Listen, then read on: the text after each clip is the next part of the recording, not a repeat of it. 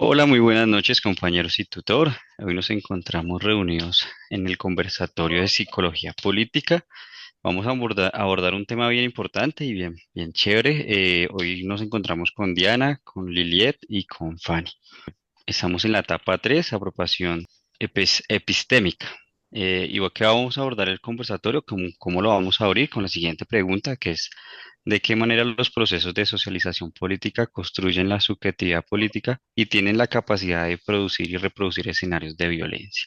Le voy a dar paso a Diana, que nos va a contar un poco cómo ella percibió esa pregunta y ampliarnos un poco de ese contexto. Gracias, compañeros. Cordial saludo. Primero quiero iniciar, digamos que como que explicando qué es la subjetividad política, que según la bibliografía presentada en el curso por Jiménez y Ramírez, es la realidad y la perspectiva que cada persona tiene sobre la política. Esto desde sus creencias, desde sus valores, desde sus experiencias previas, entre otros. La subjetividad política se construye a través del tiempo y a través de la interacción de los sujetos políticos con su contexto y con la idea que ellos tienen de sí mismos. Referente a la pregunta del conversatorio, considero que las realidades y los contextos culturales y sociales son un factor determinante en los escenarios de violencia. Si bien, por ejemplo, en el ejercicio que hicimos en las organizaciones comunitarias, como las juntas de acción comunal o las diferentes organizaciones que cada uno eligió, no va a tratar las mismas problemáticas, porque unas pueden estar situadas, por ejemplo, en una zona marginada de la ciudad, pueden estar situadas en una zona estrato 4, 5, 6 también de la ciudad o en diferentes ciudades, como es mi caso, Dos Quebradas, Risaralda. Una junta de acción comunal va a tener unos procesos de socialización completamente distintos. También las temas, las problemáticas, las necesidades de la comunidad van a ser completamente diferentes y los recursos que esta comunidad necesite también van a ser diferentes. Entonces, gracias a estos espacios y a esta interacción con la comunidad, permite que estos miembros sean personas activas dentro de la interacción política y también permite una construcción de solidaridad, de seguridad, el bienestar de todos. También la violencia, pues obviamente puede partir desde posiciones políticas distintas, pero también puede surgir de la no atención a las necesidades básicas de la población y pues que obviamente muchas veces por buscar recursos se puede generar violencia a través del robo, a través del secuestro, a través pues del sicariato que se ha presentado también. Entonces, tener presente que la subjetividad política es muy distinta en cada región, en cada barrio y en cada comunidad. Diana, muchas gracias. Creo que ampliaste mucho la respuesta. Muchas gracias. Bueno, yo voy a tomar un tema de cómo está esa producción en escenarios de violencia. Según Herrera, la violencia se legitima como medio de interacción política en ciertos entornos. Lo hablaba precisamente Diana y es, no podemos hacer una comparación en términos de la percepción o subjetividad política de una persona que crece o vive en un entorno de ciudad, en un estrato más alto, a una persona que crece o vive en una zona rural, donde la guerra es más activa y probablemente cuando las personas crecen en los medios rurales, en medio de la guerra, su percepción política va a ser negativa. Y lo vimos en medio de las entrevistas que realizamos en este ejercicio. En mi caso tenía una persona que era María, que es una persona que estuvo mucho tiempo, eh, digamos que maltratada y no tuvo mucho apoyo de entidades gubernamentales donde la guiaran y su percepción política puede ser negativa.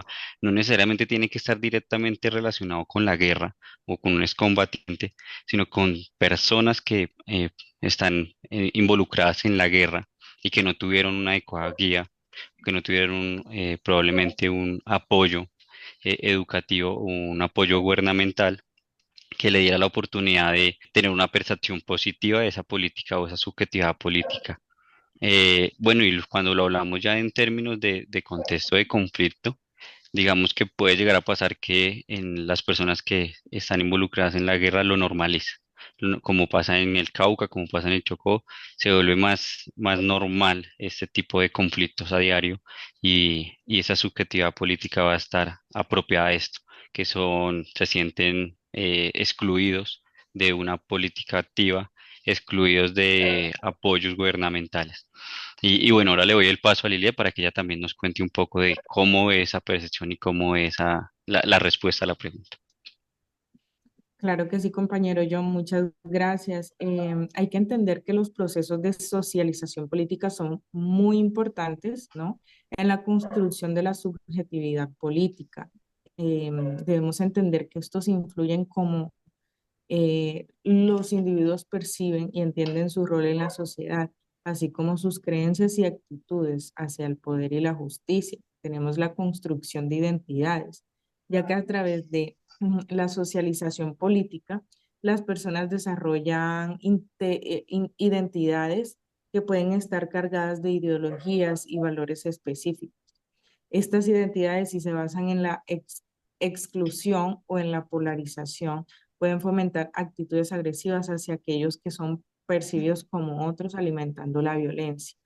En cuanto a las narrativas colectivas, las narrativas dominantes que circulan en la sociedad, a menudo transmitidas a través de la educación, los medios de comunicación y la familia, estos pueden legitimar o deslegitimar ciertas formas de violencia.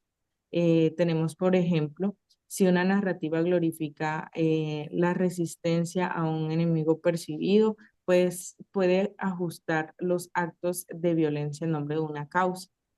También tenemos la interacción social, son las interacciones dentro de los grupos políticos o sociales, pueden reforzar comportamientos y actitudes violentas. La presión del grupo y la búsqueda de aceptación puede llevar a individuos a participar en estos actos violentos que de otro modo no lo habrían considerado.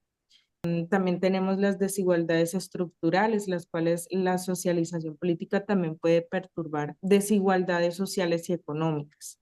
Tenemos también el ciclo de la violencia, que puede convertirse en un ciclo que se va reforzando. Si un grupo responde a la opresión con violencia, esto puede llevar a represalias por parte del poder, creando un entorno de conflicto constante que perjudique tanto a la violencia como las narrativas que la justifican. Gracias. Fanny, Bueno, muchas gracias. Un caso de cómo esta socialización política influye en los procesos de subjetividad política para producir y reproducir escenarios de violencia lo podemos ver en los jóvenes excombatientes en Colombia.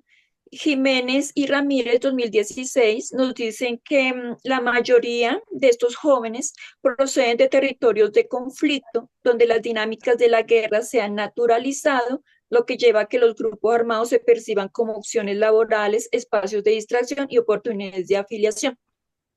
De esta manera vemos que la infancia de estos jóvenes han estado permeada por la violencia. Ellos han estado viviendo en estos escenarios donde la violencia se configura a partir de los modos de producción de subjetividad de estas dinámicas de la guerra y de la violencia social.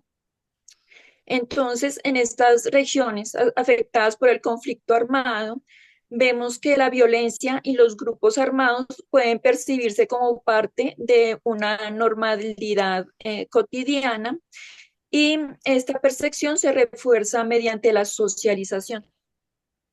En últimas, entonces, vemos cómo la socialización política puede llevar a estos individuos a reproducir patrones de violencia normalizados como medio de resolución de conflictos, dado que la subjetividad política de estos jóvenes se ha construido en un entorno donde la violencia no solo es parte de la vida cotidiana, sino también una vía de socialización aceptable y reconocida. En este punto, digamos que es necesario como promover una educación crítica y participativa, donde ellos puedan reflexionar sobre estos temas de justicia, de derechos humanos, de resolución de conflictos, digamos, para que esta educación basada en la convivencia y en la empatía pueda fortalecer estos valores de respeto y cooperación esenciales para la construcción de paz. perfecto, Fanny. Creo que ya lo resumes con el tema de educación, que es la palabra clave. La educación es la que nos va a dar la puerta a realizar esos cambios y esas transformaciones. Muchas gracias, Lili, Diana y Fanny. Creo que se nos acaba el tiempo y damos cierre al conversatorio. Gracias. Hasta luego, feliz noche. Que estén Muchas bien. Hasta gracias. luego.